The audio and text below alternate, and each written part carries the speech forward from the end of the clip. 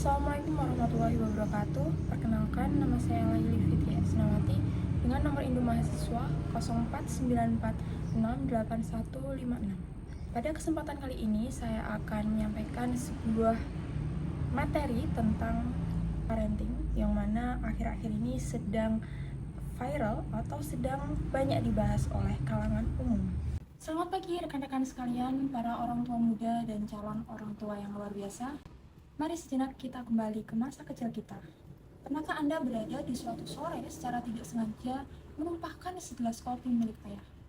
Lalu pada detik berikutnya, yang Anda dengar adalah bentakan nyaring atau kalimat seperti, "Ah, kamu ini bodoh sekali, kamu ini ceroboh sekali, selalu aja bikin susah ayah."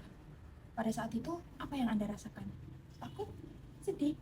Atau merasa diri Anda tidak berharga?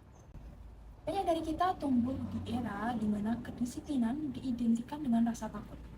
Hukuman fisik, bentakan, dan label-label negatif dianggap sebagai obat penawar paling mujarab agar anak tumbuh menjadi pribadi yang penuh.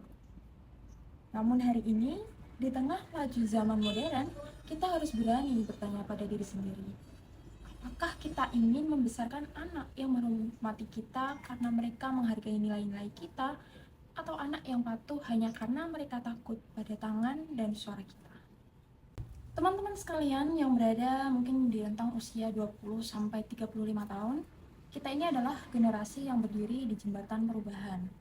Kita memiliki akses informasi yang jauh lebih luas dibandingkan orang kita dulu. Oleh karena itu, tantangan pola asuh modern bukan lagi tentang bagaimana membuat anak tunduk, melainkan bagaimana kita bisa beralih dari pola asuh otoriter yang penuh hukuman menuju pola asuh yang lebih empatik namun tetap tegas. Pendekatan inilah yang kita kenal sebagai gentle parenting. Mengapa perubahan ini begitu krusial? Mari kita lihat dari sudut pandang ilmiah. Pertama, dampak dari labeling negatif dan pola asuh yang keras. Banyak orang menganggap bentakan atau kata-kata kasar adalah hal biasa dalam mendidik. Namun, data dari UNICEF Child Protection menunjukkan bahwa prevalensi kekerasan verbal dalam rumah tangga seringkali berkedok pendisiplinan biasa. Ketika kita melabeli anak dengan kata nakal, cengeng, atau bodoh, kata-kata itu tidak hilang begitu saja. Kata-kata itu bertransformasi menjadi suara batin atau inner voice mereka hingga dewasa. Berdasarkan penelitian dari Harvard University Center on the Developing Child, pola asuh yang keras dan penuh tekanan emosional dapat menghambat perkembangan otak anak, menurunkan fungsi kognitif, dan meningkatkan risiko gangguan kesehatan mental di masa dewasa. Kita tidak sedang mendisiplinkan mereka, namun kita sedang melukai masa depan mereka. Yang kedua, bagaimana kita menghadapi anak di masa-masa sulit seperti saat mereka tantrum. Pola asuh lama mengajarkan kita untuk membalas amukan anak dengan amukan yang lebih besar atau justru mengisolasinya. Gentle parenting menawarkan cara yang berbeda, yaitu melalui teknik validasi emosi. Ketika anak usia dini menangis histeris di lantai karena keinginannya tidak terpenuhi, otaknya sedang mengalami korsleting emosi karena bagian prefrontal cortexnya belum matang. Alih-alih berteriak diam atau jangan cengeng lah, cobalah untuk turun setinggi mata mereka, sentuhlah dengan lembut dan katakan, "Kamu kecewa ya karena kita tidak bisa beli mainan itu. Ibu tahu kok kamu sedih, menangis saja dulu. Ibu ada di sini menemani kamu."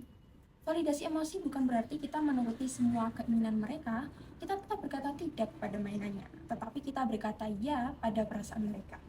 Ini adalah kunci membangun regulasi diri pada anak. Adapun yang ketiga, efektivitas komunikasi asertif. Mungkin ada yang ragu dan berpikir, kalau tidak dikerasin nanti anaknya ngelunjak. Ini adalah miskonsepsi yang besar. Gentle parenting bukanlah pola asuh permisif yang membebaskan anak tanpa aturan. American Academy of Pediatrics atau AAP lewat berbagai studi kasusnya membuktikan bahwa komunikasi asertif atau di mana orang tua itu menetapkan batasan dengan jelas dan tenang tanpa kekerasan fisik jauh lebih efektif dalam membentuk karakter anak yang bertanggung jawab dan mandiri. Anak yang dididik dengan ketegasan yang penuh kasih akan belajar memahami konsekuensi, bukan sekedar menghindari hukuman. Rekan-rekan seperjuangan, memutus rantai trauma masa lalu dan menerapkan gentle parenting memang tidak mudah.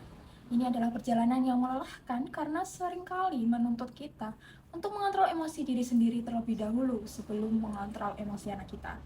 Kita ditantang untuk menjadi orang dewasa yang tenang di tengah badai emosi anak-anak kita.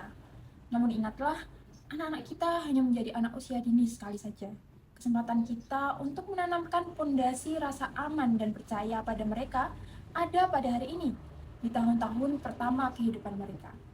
Mari kita berkomitmen, mulai dari rumah kita masing-masing untuk mengganti bentakan dengan pelukan, mengganti label negatif dengan validasi, dan mengganti rasa takut dengan rasa hormat yang tulus.